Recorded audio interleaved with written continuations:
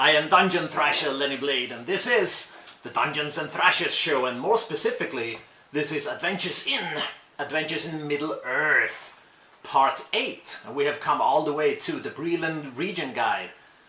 And this book represents a part of the setting that I really like, simply because it's so different. Some people may say it's boring, but I would disagree. However, the players of my last campaign didn't stay in Bree for long. I was gonna run this, but they went off to Mirkwood instead, so now I'm doing the Mirkwood campaign. But if you manage to keep your players in the Bree-Land, then it's a good place for adventuring. So without further ado, let's take a look at the Bree-Land region guide. Alright, we're back down at the table here again, and this is a very interesting book because it's part region guide and part adventure/campaign, and it's also a little rule supplement. And it goes into the history of Bree-Land, which actually consists of 4 main settlements. Not only do we have Bree, Combe and Staddle, which is around Bree Hill, but we also have Archet in the Chetwood. And after that follows general information, combat scenery, notable NPCs, notable places, and a lot of adventure seeds, just like in the other region guides.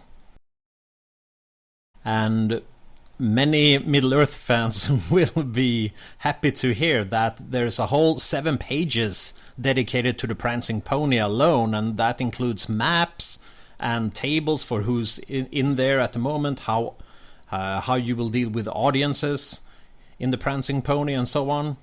Very detailed and very cool. There's also a new optional rule which I have already recommended, which is the Heroic Heritage, in which players designate an heir. So if and when the character retires or is slain, there is a special... they can sort of hand down a special piece of equipment which will fall to the new hero, like their heir. There's also an XP boost to be had as the retired hero passes on their knowledge and wisdom, through tales and whatnot. And the heir receives an amount of XP equal to the old hero's proficiency bonus minus the permanent shadow points times 50. And if the hero died a heroic death, you just don't deduct the shadow points. There's also a new culture here, dwarves of the Blue Mountain. They are portrayed here as a little bit of a softer, more artistic dwarf culture that values broidery over smithing and music over warcraft and so on.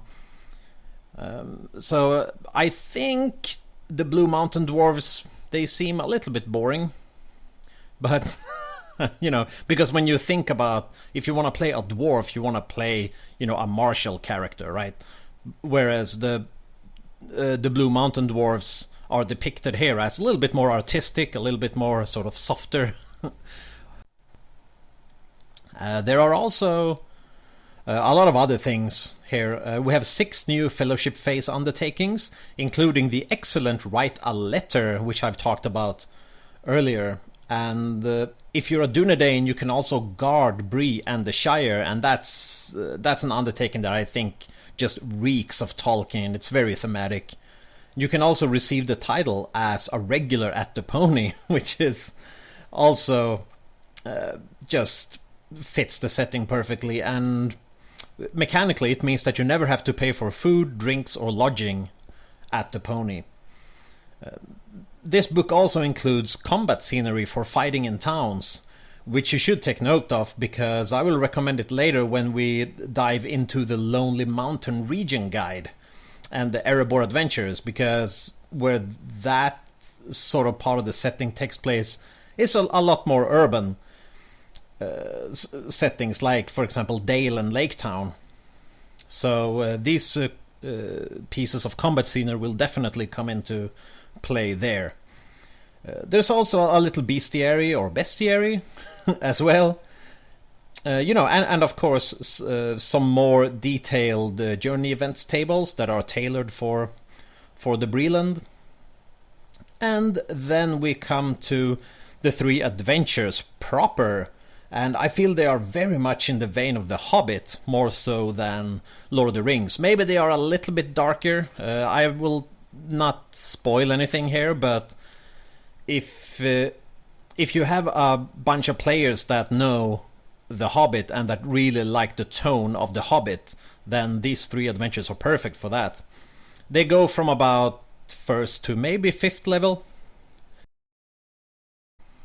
And when you're finished with the Bree-Land adventures, you could go into Eriador Adventures, which I will review later. I try not to cross-reference the books too much, but the thing is that all the books that Cubicle 7 released, all of these books that I'm talking about, they complete each other and they become this excellent system that is Adventures in Middle-earth.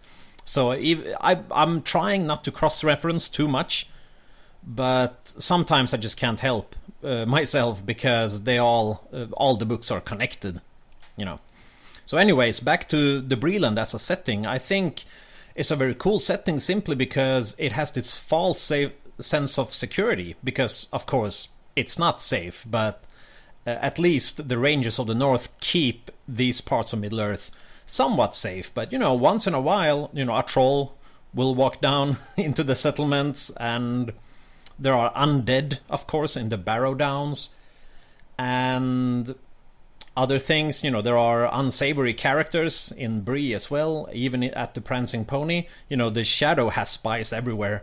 So that's what I think, and that's sort of what I think is the draw a little bit to this setting, is that false sense of security, that it's that warmth of the Prancing Pony, and then you go out to the Barrow Downs and fight undead, and then you come back into the warmth again. And yeah, it's just all the 3 adventures are very good. I'm not gonna spoil anything, but again, this book is recommended as always when it comes to this series of books. So we're recommended.